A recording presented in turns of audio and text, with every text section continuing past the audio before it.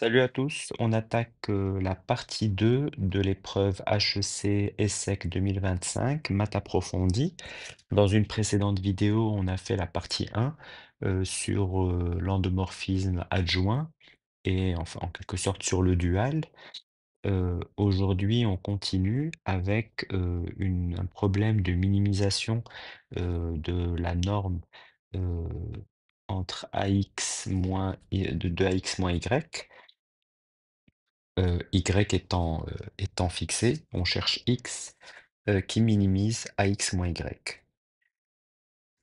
On a une première question où on introduit un vecteur X et un vecteur H et il faut minimiser, enfin il faut calculer J0 de X plus H moins J0 de X. Donc on écrit la formule de J0, on développe les normes au carré suivant la formule norme de X plus norme de y au carré, ça c'est égal à la norme de x au carré, plus la norme de y au carré, plus 2 fois x scalaire y, d'accord? Ça c'est ce qu'on utilise. Ensuite, on constate, on a deux produits scalaires euh, sur lesquels on peut utiliser d'une part la linéarité à gauche, d'accord? Ça c'est ici, on a la linéarité à gauche. Et puis, on va développer AX plus AH en norme au carré. Et donc, quand on simplifie, on va avoir une formule où on a d'une part un demi de norme de AH au carré et d'autre part AH scalaire AX moins Y. Alors, on va raccorder avec ce qu'on nous demande de trouver. Donc, d de x, c'est mx moins transposé de a fois y. Et donc, on calcule d de x scalaire h. Ça, c'est par linéarité du produit scalaire à gauche. Et puis, ensuite, on écrit ça sous forme de produit matriciel, c'est-à-dire qu'on a x scalaire y. Ça, c'est toujours égal à transposé de x fois y. Euh, Donc voilà, on est content, tout ça, ça fonctionne bien. On simplifie euh, et on utilise ensuite l'associativité du calcul matriciel ici. C'est-à-dire quand on passe de là à là, c'est l'associativité. On peut faire les produits dans l'ordre qu'on veut. Et donc, on retrouve un transposé de AX à H moins un transposé de Y à H.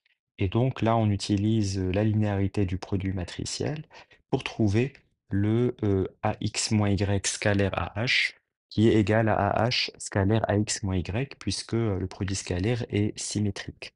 Donc, X scalaire Y, c'est égal à Y scalaire X. De la même manière, le 1 demi de norme de h au carré, on l'écrit exactement pareil. On écrit sous forme de produit, et puis on utilise l'associativité pour reconnaître ici le transposé de a fois a qui vaut m. Et donc on a exactement ce qu'on nous a demandé de trouver. J0 de x plus h moins J0 de x, c'est dx scalaire h plus m demi de transposé de h mh. Voilà, ensuite on a, je pense, là, une des questions les plus dures de ce bout de problème. On nous demande de montrer que J0 possède un minimum global si et seulement si d de x égale 0. Alors, d'abord, on a le sens le plus simple, il faut toujours commencer par le plus facile. Donc, comme transposé de h, mh, c'est positif ou nul, d'après la question 11. Donc, si d de x égale 0, alors on a bien que pour tout h, j0 de x plus h moins j0 de x est positif ou nul. Et comme bah, on peut prendre n'importe quel y de MP1 de R et l'écrire sous la forme x plus y moins x, et on peut poser du coup que h vaut y moins x. Et donc, parce qu'on est dans un espace vectoriel, donc ça fera toujours un élément de MP1 de R. Et donc, on a bien J0 de y moins J0 de x qui est toujours positif. Donc, voilà, J0 possède bien un minimum global en x. Maintenant, la réciproque, alors souvent dans des problèmes comme ça, quand on teste, on voit que ça marche pas en prenant une seule valeur. Et donc, ce qu'on va faire, c'est qu'on va mettre une variable qu'on va attacher à d de x. On va créer une fonction. Donc, si j0 admet un minimum global, bah, ça veut dire que la quantité j0 de x plus s moins j0 de x est positive ou nulle. Donc, on prend t dans R et on va poser h égale t fois dx. Et vous allez voir, ça va nous permettre d'avoir une fonction en t, dont l'analyse va nous permettre de montrer que, d de x doit forcément être nul. Donc quand on développe, on a j0 de x plus h moins j0 de x qui, je le rappelle, est positif. Ça, c'est moins t fois d de x en norme au carré, plus t carré sur 2 fois transposé de d, m et d de x. Donc on peut poser petit a, c'est norme de d de x au carré, petit b, c'est transposé de d de x, m d de x. Et donc on a pour tout t réel, moins ta plus t carré sur 2b est positif ou nul. Et ça, vous sentez bien que ça va pas être possible. On a, si b égale 0, bah, moins ta est positif pour tout t dans R, donc forcément a est nul. Parce que si on prend, sinon, si on prend un t strictement positif, et que a, comme a, on sait déjà qu'il est positif, bah, on aurait une valeur strictement négative. Donc ça veut dire que d de x égale 0. Et si b est non nul, l'équation initiale, elle signifie que t moins a plus bt sur 2 est positif ou nul. Et donc, si a est non nul, on peut prendre t0 entre 0 et 2a sur b, strictement. Et comme on manipule que des nombres strictement positifs, on peut heu, faire nos opérations et on montre que du coup, T0 fois moins A plus BT0 sur 2 est strictement négatif, ce qui est en contradiction avec ce qu'on avait là. Donc, A est nul et donc D de x égale 0. Et donc on a bien montré que J0 admettait un minimum global en x si et seulement si D de x égale 0. Donc ensuite, on nous définit l'ensemble des x tels que d de x égale 0, on l'appelle S0, et il faut montrer qu'il existe un x0 dans ker de A orthogonal, tel que S0 inter ker de A orthogonal, c'est x0. Et donc là, si, alors pour s'y retrouver, on revient en fait à la première partie, on sait que ker de A orthogonal, c'est aussi l'image de transposée de A. Et donc c'est comme ça qu'on va s'en sortir, je pense en utilisant l'application W. Donc d de x égale 0, ça équivaut à mx égale transposé de a fois y. Et d'après la question 7, donc c'est celle avec W, l'interprétation matricielle nous disait que cette équation admettait une unique solution x dans image de U étoile. Or, l'image de U étoile, d'après 5, c'est ker de U orthogonal, et on sait qu'on peut intervertir les endomorphismes et les matrices pour les questions d'image et de noyau, puisqu'il y a un isomorphisme entre l'ensemble des matrices et l'ensemble des endomorphismes. Donc il existe un unique x0 dans ker de U orthogonal qui vérifie d de x0 égale 0.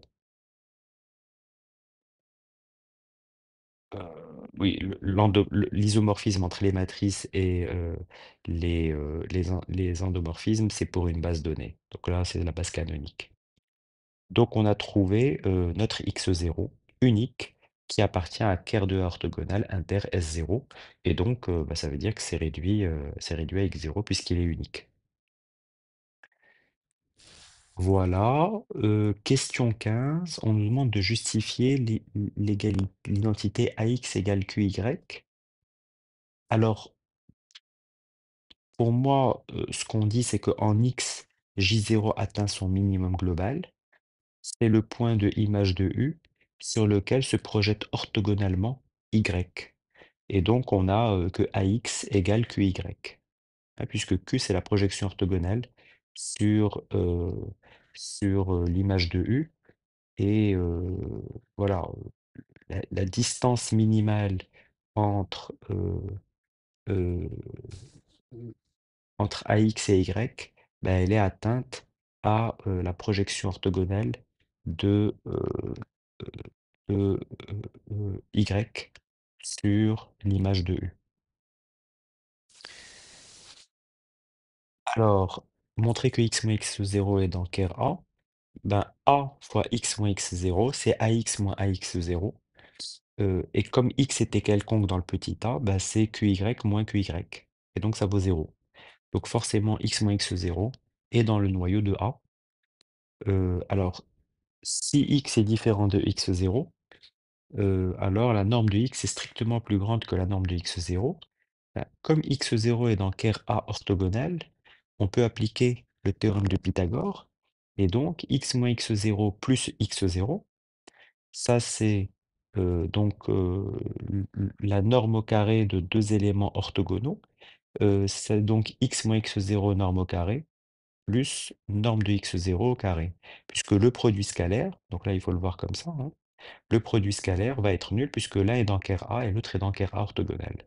Et donc ça veut dire que la norme de x au carré, c'est ce qu'on avait écrit ici, hein, x moins x0 plus x0, bah, c'est strictement plus grand à x0 au carré si x est différent de x0. C'est-à-dire si x moins x0 le tout au carré est strictement positif. Voilà, une dernière question pour la route. Après, j'ai pas fait, puisqu'après, c'est des probas. Pour l'instant, je ne fais pas de probas dans mes vidéos.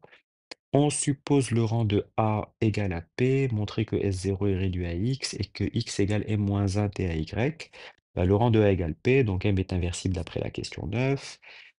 euh, X appartient à S0, donc Mx égale transposé de AY, et donc X, c'est M-1 transposé de A fois Y. D'après cette X0, c'est l'unique antécédent de l'équation de T à Y dans l'image de transposé de A par M, et donc ben, X0, c'est l'unique solution, hein, d'après la question 7.